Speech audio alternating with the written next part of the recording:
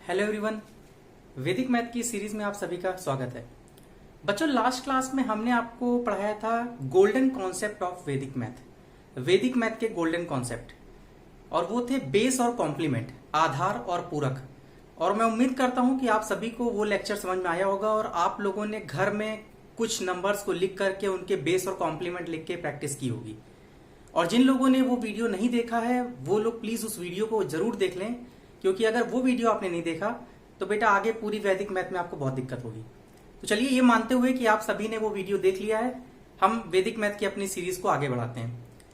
तो बच्चों, आज की क्लास में एक्चुअल मायने में हम सही मायने में अपना पहला लेक्चर स्टार्ट करने जा रहे हैं, पहला टॉपिक स्टार्ट करने जा रहे हैं। जो सिलेबस मैंने आपको वैदिक मैथ का लिखवाया था, आज वो सिलेबस स्टार्ट होने जा रहा है। अभी तक जो हम वैदिक मैथ में पढ़ रहे थे, हमने वैदिक मैथ का बेसिक कॉन्सेप्ट समझा था, जिसमें हमने आपको टेबल्स लिखना बताया था, गोल्डन कॉन्सेप्ट समझाया बेस और कॉम्प्लीमेंट का। आज से हम पहला चैप्टर स्टार्ट करेंगे, पहला टॉपिक स्टार्ट करेंगे। और जो चैप्टर आज हम स्टार्ट करेंगे, सबसे पहला टॉपिक स्टार्ट करेंगे, इस चैप्टर का नाम होगा मल्टीप्लीकेशन। हिंदी में इसको बोलते हैं गुणा करना। तो हेडिंग डाल लेते हैं मल्टीप्लीकेशन।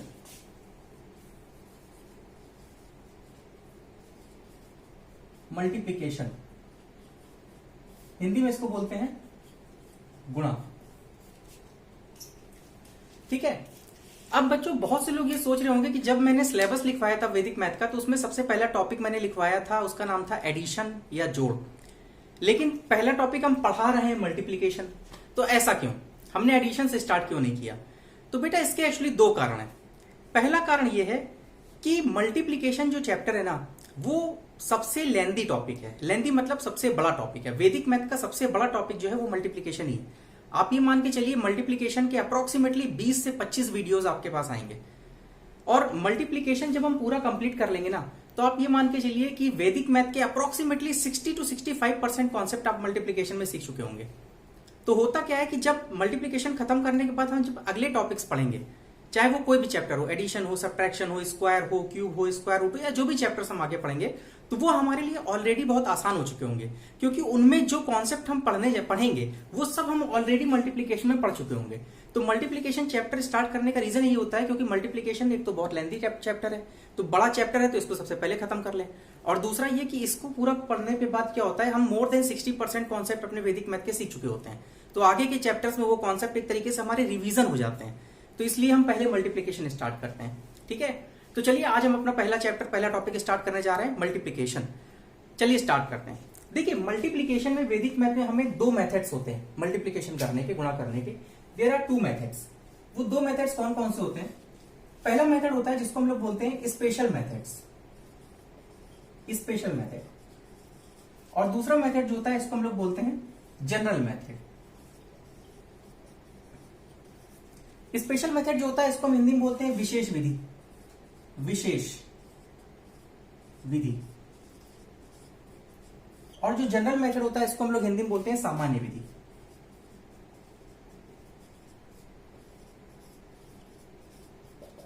अब बात आती है आखिरकार ये स्पेशल मेथड्स क्या होते हैं और जनरल मेथड क्या होते हैं।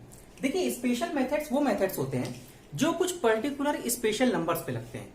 मतलब इन मेथड्स का उपयोग, हम स्पेशल मेथड्स का उपयोग उन जगहों पे करेंगे जो नंबर्स कुछ पर्टिकुलर पैटर्न फॉलो कर रहे होंगे, जिन नंबर्स में कुछ पर्टिकुलर या स्पेशल कंडीशन लग रही होंगी, उन जगहों पर हम स्पेशल मेथड्स यूज करेंगे। और जनरल मेथड्स वो मेथड्स होते हैं जो चाहे जैसा नंबर रखा हो, कैसा भी नंबर हो, हम हर जगह जनरल मेथड अप्लाई कर सकते हैं। ठीक है। तो वैदिक मैथ में हमें नॉर्मली हर चैप्टर में दोनों ही मेथड्स पढ़ने होते हैं, स्पेशल मेथड्स भी और जनरल मेथड भी। तो सिमिलरली मल्टीप्लीकेशन में भी हमें दोनों मेथड्स पढ़ने होंगे, स्पेशल मेथड भी और जनरल मेथड भी। तो सबसे पहले हम स्टार्ट करेंगे स्पेशल मेथड्स, विशेष विधि। ठीक है। तो हेडिंग डाल लीजिए स्पेशल मेथड्स। सबसे पहले हम पढ़ेंगे स्पेशल मेथड। ठीक है। तो हेडिंग डाल लीजिए स्पेशल मेथड्स। और स्पेशल मेथड में जो सबसे पहला टाइप हम पढ़ने जा रहे हैं, टाइप 1। और वो टाइप 1 क्या होगा? वो टाइप 1 है कि multiplication by series of nines. ठीक है। तो हेडिंग डाल लीजिए टाइप 1। और टाइप 1 में हम क्या पढ़ेंगे? Multiplication by series of nines. ठीक है। तो हम सबसे पहले स्पेशल मेथड्स पढ़ेंगे और स्पेशल मेथड में सबसे पहले हम टाइप 1 पढ़ेंगे और टाइप 1 है multiplication by series of nines. 9 की सीरीज से मल्टीप्लीकेशन करना। अब यहां पर बहुत से लोगों के मन में एक क्वेश्चन उठ रहा होगा कि सीरीज ऑफ नाइन्स क्या होता है या 9 की सीरीज का मतलब क्या है। तो देखिए पहले मतलब समझते हैं series of nines. Series of nines का मतलब क्या है? देखिए सीरीज ऑफ 9 का मतलब, जैसे मैंने एक एग्जांपल लिख दिया, मैंने लिखा 99। अब देखिए 99 एक ऐसी संख्या है जिसमें केवल 9 है और वही 9 का रिपीटिशन हो रहा है। मतलब इस संख्या में 9 के अलावा क्या और कोई डिजिट है? 8, 7, 6, 5, 4, 3, 2, 1, कुछ और कुछ तो है नहीं, केवल 9 है। तो ऐसी संख्याएं विच कंटेन ओनली 9, जिसमें केवल 9 होती हैं, उनको हम बोलते हैं सीरीज ऑफ 9। ठीक है, या मैं बोल दूं जैसे 999, 999। अब ये भी एक ऐसी संख्या है विच कंटेन ओनली 9, केवल 9 है और उसी 9 का ही बार बार रिपीटिशन हो रहा है, दोहराव हो रहा है। तो ऐसी संख्याओं को हम क्या बोलते हैं? Series of 9। जैसे मैंने फॉर एग्जाम्पल बोल दिया 9999, 9999। तो ये भी एक ऐसी संख्या है विच कंटेन ओनली 9, केवल 9 है, 9 के अलावा और कोई डिजिट नहीं है। ठीक है, तो ऐसी संख्या है जिसमें केवल 9 हो और उसी 9 का रिपीटिशन हो रहा हो, उनको हम बोलते हैं सीरीज ऑफ 9। तो आज हम सबसे पहले टाइप 1 में पढ़ेंगे कि किसी भी संख्या को हम सीरीज ऑफ 9 से कैसे मल्टीप्लाई करते हैं, या मोटे मोटे शब्दों में बोल सकते हैं किसी भी संख्या को हम 99, 999, 9999 या 99999, तो इन सबसे हम कैसे मल्टीप्लाई करते हैं। ठीक है, तो चलिए इसको हम सीखते हैं। देखिए इसमें हमें जब भी किसी संख्या को हमें सीरीज ऑफ 9 से मल्टीप्लाई करना होता है तो इसमें हमें मेनली 3 केस पढ़ने होते हैं। तो 3 केस कौन कौन से हैं मैं आपको बताता हूं।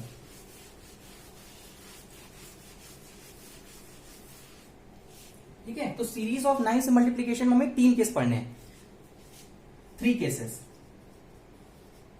अब वो तीनों ही केस क्या है ये देखिए, केस 1,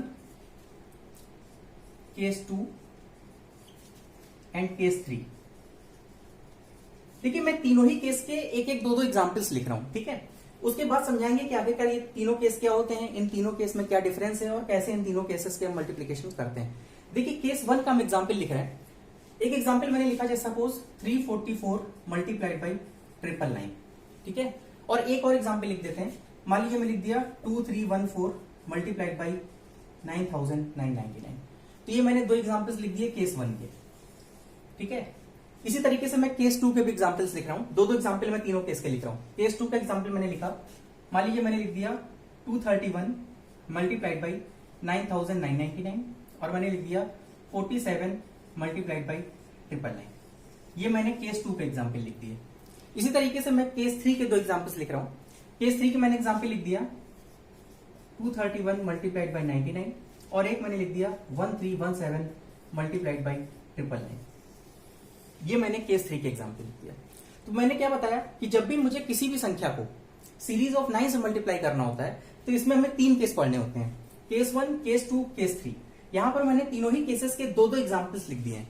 अब अच्छा एक बात बताइए, क्या आप लोगों में से कोई बता सकता है कि केस 1, केस 2 और केस 3 के जो मैंने एग्जांपल्स लिखे हैं इन तीनों में क्या डिफरेंस है? क्या किसी के दिमाग में या किसी के माइंड में स्ट्राइक कर रहा है कि इन तीनों ही केसेस में क्या डिफरेंस है? अगर स्ट्राइक कर रहा है तो अच्छी बात है, नहीं स्ट्राइक कर रहा है तो चलिए मैं बताता हूं। देखिए इन तीनों ही केसेस में क्या डिफरेंस है मैं ये बताता हूं। देखिए आप देखेंगे पहला जो केस है इसमें आप अगर ध्यान से देखेंगे तो देखिए यहां पर कितने नंबर ऑफ 9 हैं? 1, 2, 3। ठीक है, टोटल 3 9 हैं।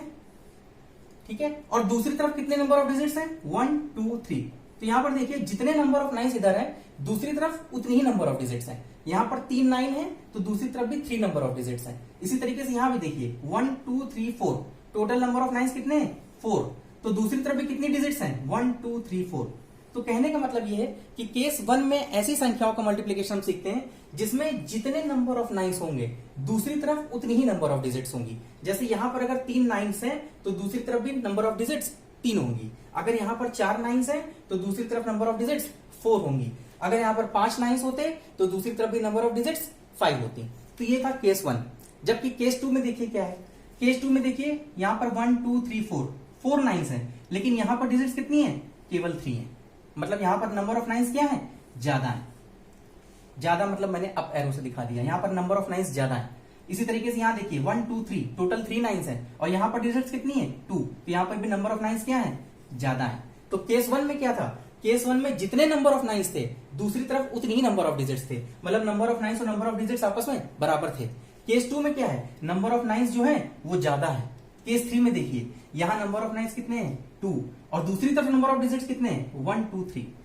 तो यहां पर क्या हो रहा है, नंबर ऑफ नाइन्स कम है। ठीक है, इसी तरीके से यहां देखिए 1 2 3 टोटल नाइन्स कितने हैं 3, लेकिन नंबर ऑफ डिजिट दूसरी तरफ कितनी है 1 2 3 4। तो यहां पर नंबर ऑफ नाइन्स कितने हैं, कम है। तो ये तीनों केसेस में डिफरेंस था। ठीक है, पहले केस में क्या था, जितने नंबर ऑफ नाइन्स है दूसरी तरफ उतनी ही नंबर ऑफ डिजिट्स। दूसरे केस में क्या है, नंबर ऑफ नाइन्स ज्यादा है। तीसरे केस में नंबर ऑफ नाइन्स कम है। ठीक है, अच्छा अब एक बात बताइए, क्या इन 3 केस के अलावा क्या कोई चौथा केस बन सकता है? सोच के देखिए। मैं फॉर एग्जाम्पल आपसे बोलूं, मान लीजिए आपके घर में भाई है या बहन है आपके, ठीक है, आप मान लीजिए एक भाई और एक बहन है। मैं आपसे पूछूं बताइए आप दोनों में क्या रिलेशन है? भाई 3 ही रिलेशन हो सकते हैं, या तो आप अपने बहन या भाई के बराबर होंगे उम्र में, या फिर आप बड़े होंगे, या फिर आप छोटे होंगे। इसके अलावा क्या चौथा कोई रिलेशन बन सकता है? केवल यही 3 रिलेशन हो सकते हैं। सिमिलरली यहां पर भी यही देखिए 3 रिलेशन है। पहले केस में क्या है कि जितने नंबर ऑफ नाइन्स है दूसरी तरफ उतनी नंबर ऑफ डिजिट्स होंगी, तो बराबर हो। दूसरे केस में नंबर ऑफ नाइन्स ज्यादा होंगे, तीसरे केस में नंबर ऑफ नाइन्स कम होंगे। इसके अलावा बेटा क्या चौथा कोई बन सकता है केस? नहीं बन सकता। तो ठीक है, तो multiplication by series of nines में हमें टोटल ये 3 केस पढ़ने हैं, और एक बार हम ये तीनों केस समझ गए तो हमारा multiplication by series of nines पूरा कंप्लीट हो जाएगा। तो चलिए आज हम स्टार्ट करते हैं सबसे पहले केस फर्स्ट। ठीक है, केस फर्स्ट क्या है कि जितने नंबर ऑफ नाइन्स होंगे अपोजिट एंड पे, दूसरे एंड पे उतनी ही नंबर ऑफ डिजिट्स होंगी। ठीक है, तो चलिए आज हम केस फर्स्ट स्टार्ट करते हैं, कैसे हम सीरीज ऑफ नाइन्स मल्टीप्लीकेशन में केस फर्स्ट को सॉल्व करते हैं। चलिए तो हेडिंग डाल दीजिए केस फर्स्ट।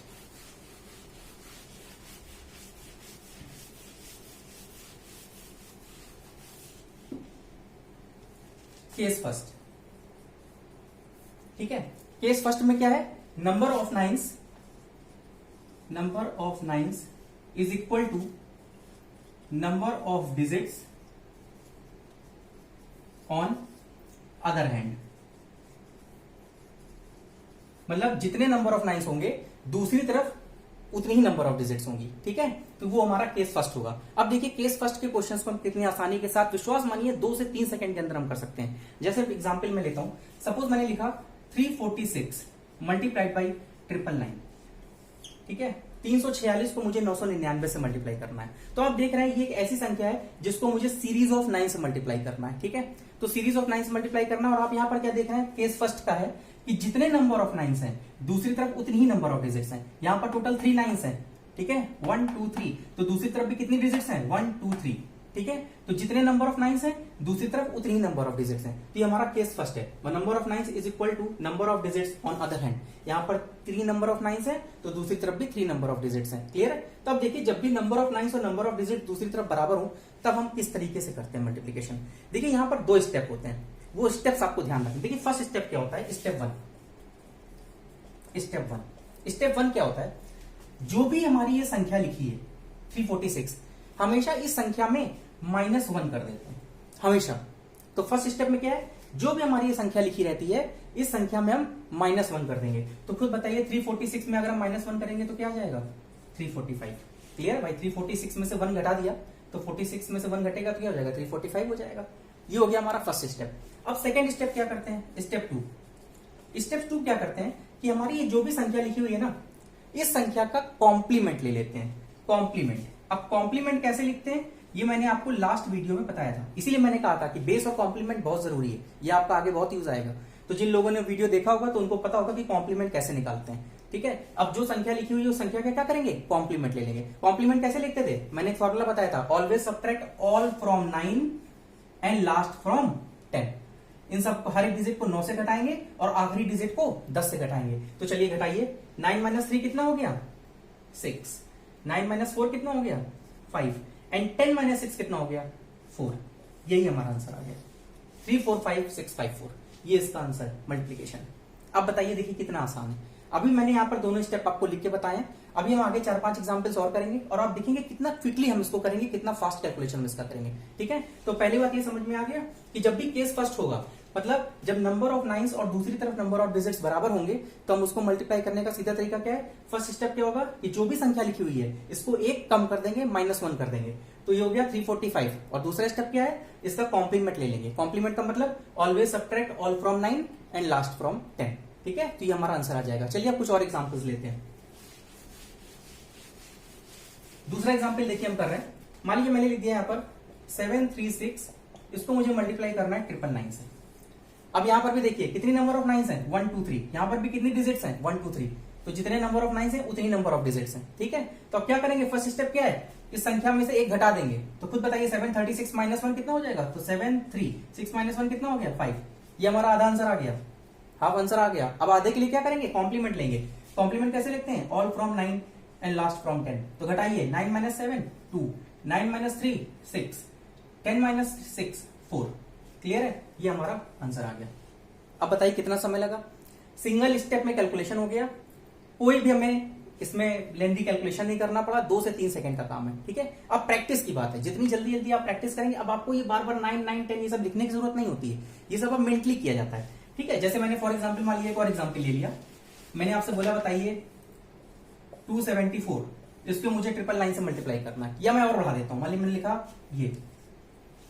अब यहां पर देखिए नंबर ऑफ नाइन्स कितने, 4 है, यहाँ पे नंबर ऑफ डिजिट कितने, 4 है, तो बराबर है, कोई दिक्कत नहीं। क्या करेंगे, पहले घटा देंगे, तो 1 2 7 4 में से 1 गया 3, ये हमारा हाफ आंसर आ गया। अब क्या करेंगे, कॉम्प्लीमेंट लेंगे, मतलब हर एक को 9 से घटाएंगे, हर एक को 10 से घटाएंगे। तो अब लिखना नहीं है, सीधे 9 में से घटाइए, 9 में से 1 गया 8, 9 में से 2 गया 7, 9 में से 7 गया 2, और 10 में से 4 गया, आखिरी वाले को 10 से घटाते हैं, 10 में से 4 गया 6, ये हमारा आंसर आ गया। 1 2 7 3 8 7 2 6, ये हमारा आंसर है। ठीक है, चलिए एक आध एग्जाम्पल मैं आपको देता हूं, ट्राई करिए। जैसे मैंने यहां लिख दिया 2374, इसको मुझे 9999 से मल्टीप्लाई करना है। करिए सब लोग, ट्राई करिए, 3 से 4 सेकंड के अंदर कोशिश करिए इसका आंसर निकालने की। चलिए ट्राई करिए।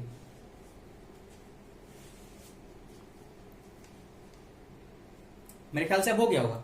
देखिए यहां पर भी नंबर ऑफ नाइन्स कितने हैं, 4, दूसरी तरफ भी नंबर ऑफ डिजिट कितनी है, 4। तो स्टेप क्या होता है, पहले इसमें से एक घटा देंगे, तो 2 3 7, 4 में से 1 गया 3। ठीक है, अब क्या करेंगे, हर एक का कॉम्प्लीमेंट ले लेंगे, तो 9 में से घटाएंगे हर एक को, और आखिरी को 10 से घटाएंगे, तो 9 minus 2 7, 9 minus 3 6, 9 minus 7 2, and 10 minus 4 is 6। ध्यान रखिएगा, आखिरी को 10 से घटाना होता है। ये हमारा आंसर आ गया। अब देखिए इतना बड़ा कैलकुलेशन था, आंसर था, और हमने मुश्किल से 2 से 3 सेकंड के अंदर सिंगल स्टेप में कर दिया, और वास्तव में हमने कोई भी कैलकुलेशन नहीं किया। ठीक है, तो ये वैदिक मैथ की ताकत है। ठीक है, चलिए मैं आपको एक और बड़ा, इससे बड़ा एग्जाम्पल मान लीजिए लेता हूं। मान लीजिए मैंने लिख दिया 1 2 3 7 6 5। ठीक है, और इसको मैंने मल्टीप्लाई कर दिया 999999। आप सोचिए, अब देखिए इतना बड़ा कैलकुलेशन, लेकिन अब क्या आपके लिए बिल्कुल आसान हो चुका है, हलवा बन चुका हो। देखिए यहाँ पर कितने नंबर ऑफ नाइन्स है, 1 2 3 4 5 6, और यहाँ पर कितनी डिजिट्स है, 1 2 3 4 5 6। तो जितने नंबर ऑफ नाइन्स है उतनी नंबर ऑफ डिजिट्स है। क्या करना होता है, पहला स्टेप क्या है, एक घटा देंगे, तो 1 2 3 7 6, 5 में से 1 गया 4, ये हमारा आधा आंसर आ गया।